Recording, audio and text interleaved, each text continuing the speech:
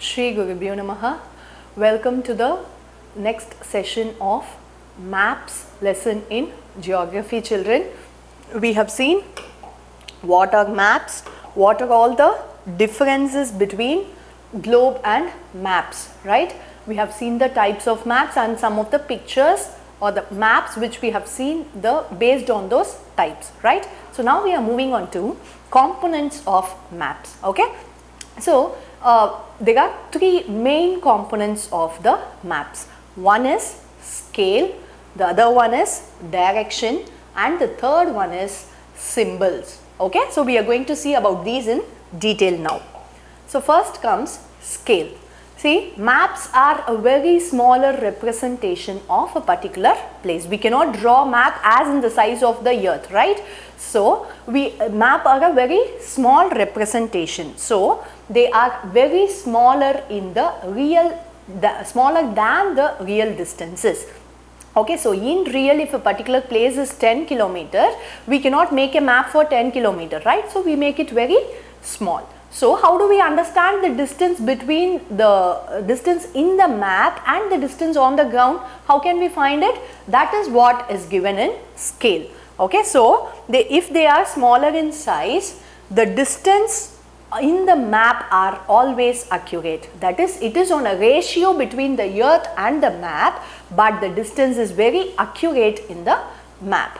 Okay, so to make sure of this accuracy, we just are making sure that the accuracy is strictly followed on the maps.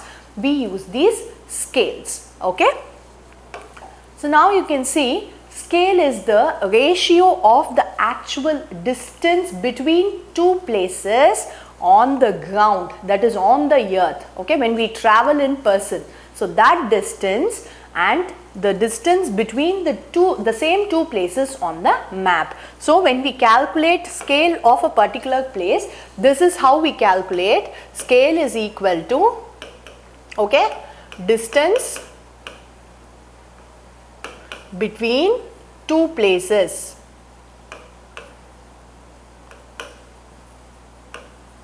on ground to the distance between two places on map.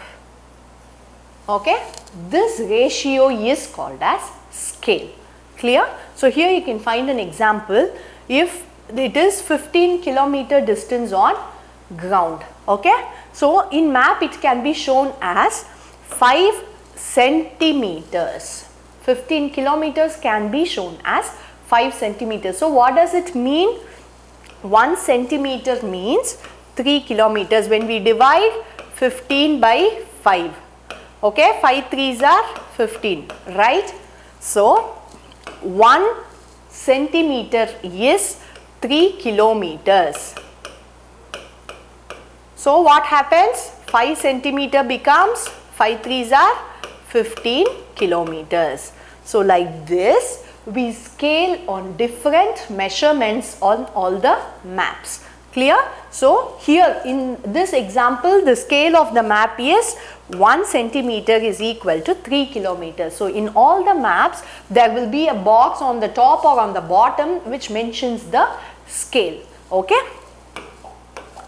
So here you can see, thus the scale on the map will help us to calculate the distance on the ground also. So when we have a scale in the map, we can convert it into the kilometers and we can easily find the distance between two places. So the scale is, as I said earlier, it is usually printed on the maps. So just writing it on the box, 1 centimeter is equal to 3 kilometers. This was the old method. So later came the graphical scale. So we'll see about graphical scale.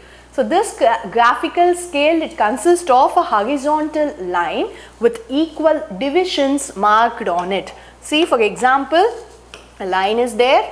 Here on equal distance, lines are marked. Okay, here they will put 0, 1, 2, 3, 4 and 5. And here what they will mention? 0, 50, 100, 150, 200, 250, which means 1 centimeter here gives 50 kilometers here. Clear? So, the same way here the 1 centimeter gives this details about this 50 kilometers. So, that is how the graphic scale helps us in calculating the distance. So, how do we measure the exact distance then? To measure the exact distance, what do they do is, they take a string, okay, a thread like thing, and they keep it on the first place and keep it on the second place, and they measure that string. Then take that string back to this graphical scale. To this graphical scale they will bring it, the same distance will be kept on it and it will be measured. So that if the string length is going to be 3 centimeters, for example, if it is going to be 3 centimeters, then what will be the distance here? It will be 150 kilometers. Is that clear? That is how these graphical scales helps us to measure the distance. So, here you can find the samples of the graphical scales which will be given on the map. Here you can see 1 inch is 1 mile. Okay, here you can see 1 centimeter is 1 kilometer. So that is how the ratio has been calculated, and with the help of this we will be calculating the distance on earth. Now we can see there are 3 types of map scales. Okay, the first one is graphic scale, then it is verbal scale, which I told you earlier, 1 centimeter is equal to 1 kilometer. If it is given like this, it is called as verbal scale, and if it is given in box or line like structure, then it is graphic scale. Then representative fraction, which is given in ratio. So these are all the 3 types of scales. So here, and based on the size shown, size of the area shown, the maps are divided into 2. One is large scale map and the other one is small scale map. See, large scale map is a map which gives the detailed view, okay, for less area. Large scale map covers detailed view, okay, detailed view of a small area. Small area in detail, if you are going to see, that is called as large scale map. Then what about small scale map? Small scale map covers very large area with little details. It is quite opposite. Okay, large scale map covers small area with more details. Small scale map covers large area with lesser details. So after seeing about the scales, we are moving on to direction. In all the maps you can find an arrow mark. Okay, before going to arrow marks, there are 4, we all know that there are 4 main directions: north, south, east and west. So when it is marked on the map, it is said as cardinal points. Okay, and there are also 4 more intermediate directions, that is the 4 other directions which are in between these in these 4 directions, right? So those directions are called as intermediate points. So what are these intermediate points? Northeast, northwest, southeast, southwest. Okay, so these are the intermediate points, and north, south, east and west are cardinal points. And to measure a direction or to find the direction where we are traveling, a tool was used. A tool is even used now. It is called as compass. Okay, so with this compass, the compass has a magnetic needle inside it. Okay, so this magnetic needle always points towards north and south direction only. Okay, so and you can see almost in many of the maps you can see arrow mark like thing. Arrow mark like thing will be marked, and here N will be marked, or another arrow mark like this and N will be marked on the right top or the left top of the map. Okay, that is the north direction.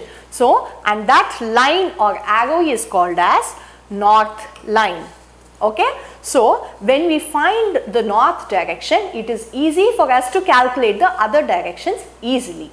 Okay, so that is why the north direction has been marked always. So here you can see,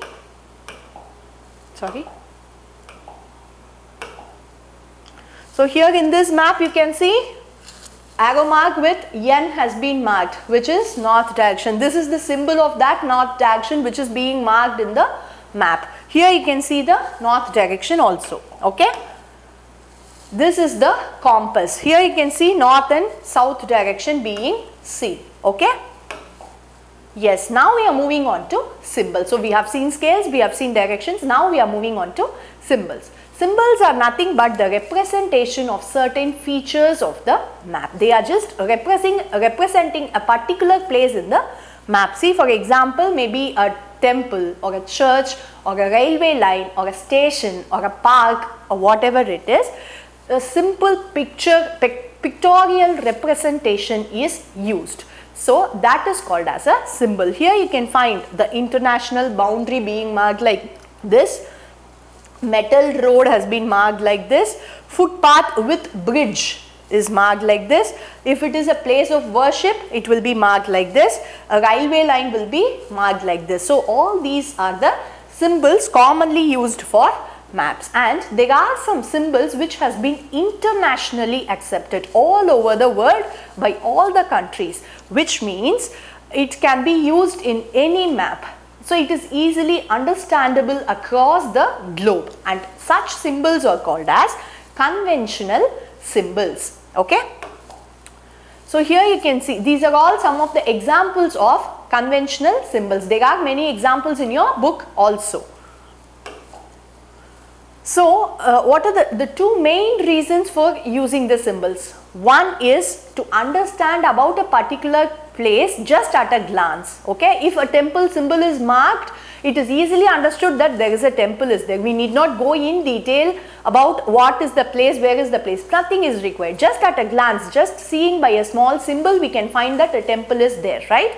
So, to understand a place at a glance itself, it helps us. Then, this conventional symbols when we use, when we are traveling to various places, maybe to a place with a new language, okay.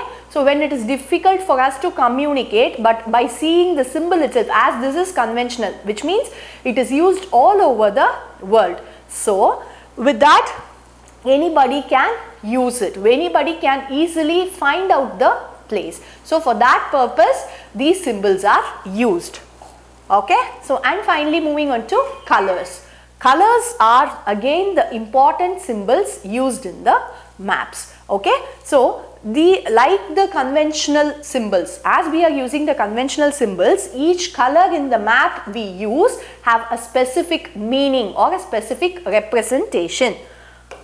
And it is also accepted globally. So for example, you can see the shades of green is being used for low-lying lands such as plains, and the colors of brown, light brown to dark brown, varies for the places which have higher elevations of the land. And see, white or shades of purple are used for extremely high elevations. So a very big mountain or a peak is there, white or purple color has been used.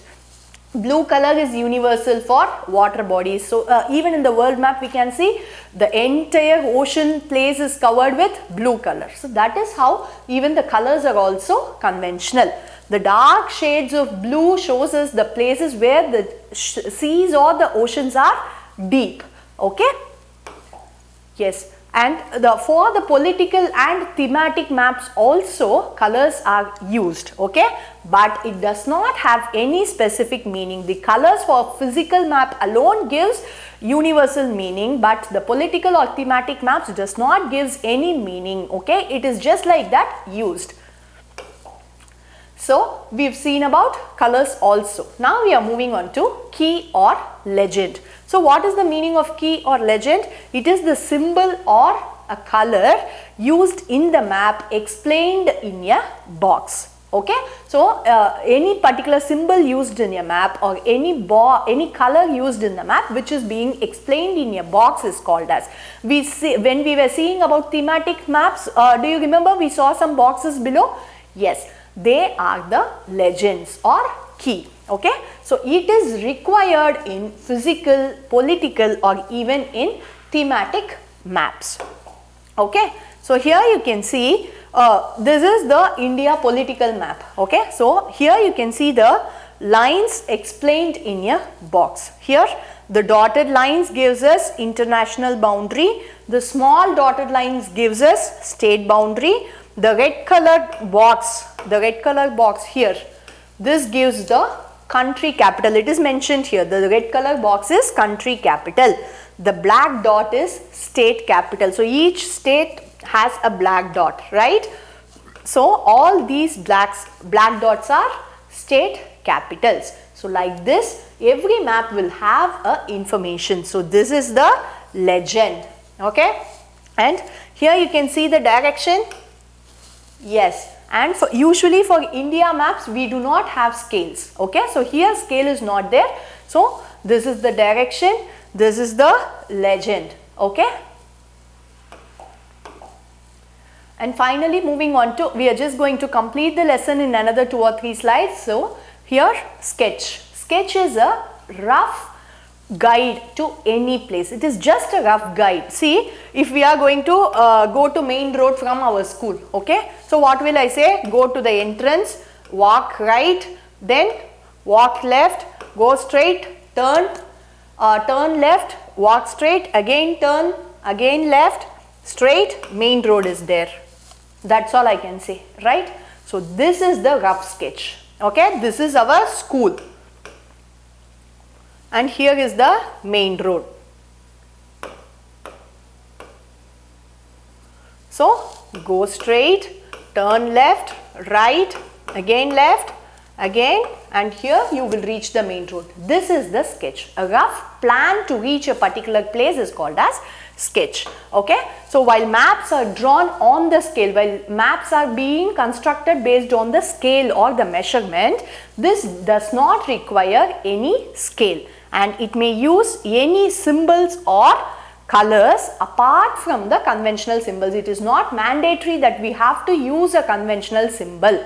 Okay, see, for example, while walking through, if there is going to be a park, it is not mandatory that we have to mention as it is in the conventional symbol. So while I am walking here, for example, okay, here I am going to turn and here there is a park. Okay, I can just put a box and write park. That's all. That is more than enough. That is the sketch. Clear? So this is the example of sketch. Here you can see a Morning Glory primary school, a secondary school, college, hospital, sports complex, clubhouse, library.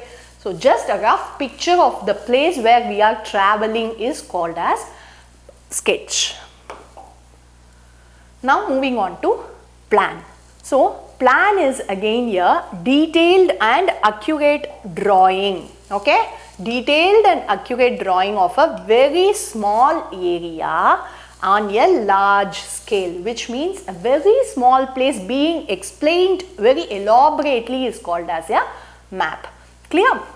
Sorry, is called as a plan. Okay, so plans are always drawn to scale. Okay, we will get a lot of information about a particular very specific area through this plan. So what is the example of a plan then?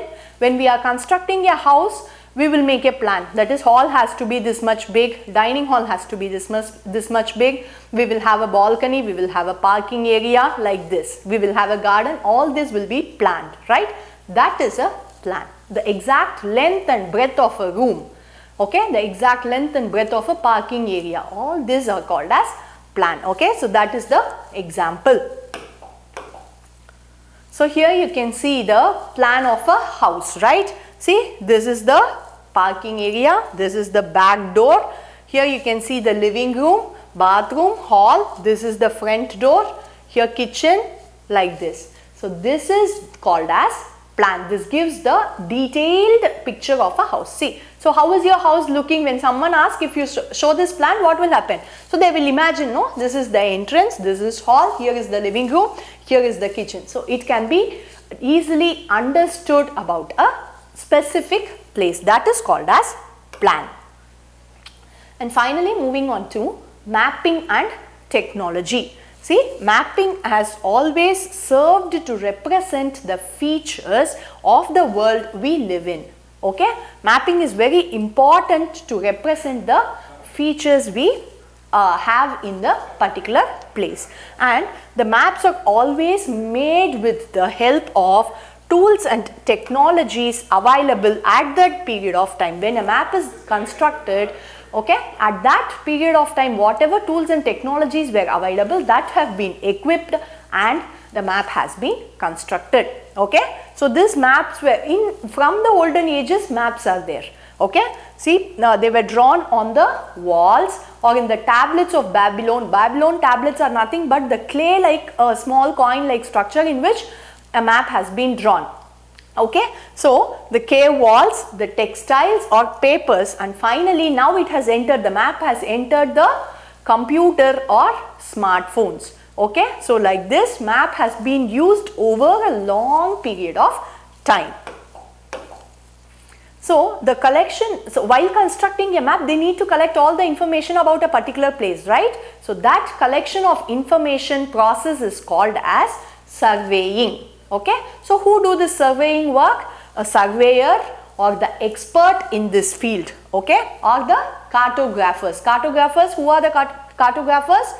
People who construct or create map are called as cartographers, right? So these experts, surveyors and cartographers, they travel to the place, they explore the place, they get to know all the measurements and the features and all the information about the place, and then they start constructing the map. Okay, so with the collected data, the accurate maps are created. So with the data or the information they have collected, after this surveying process, they create a map, maybe by hand or by using a software. Okay.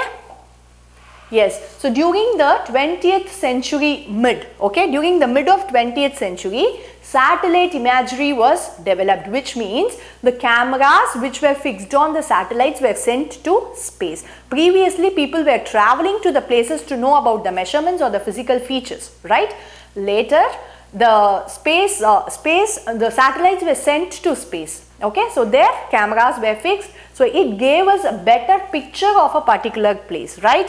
So with the cameras were sent to space, they recorded the images of various places around the world. All the places around the world, from the space itself, the images were captured. So with the help of these images, more accurate maps have been created. So previous maps were also accurate, but now being the picture we get from the space, right? So it is even more accurate. Yes, with this we have come to the end of our maps lesson, children. See you soon in next lesson. Thank you. Shri Gurubhyo Namaha.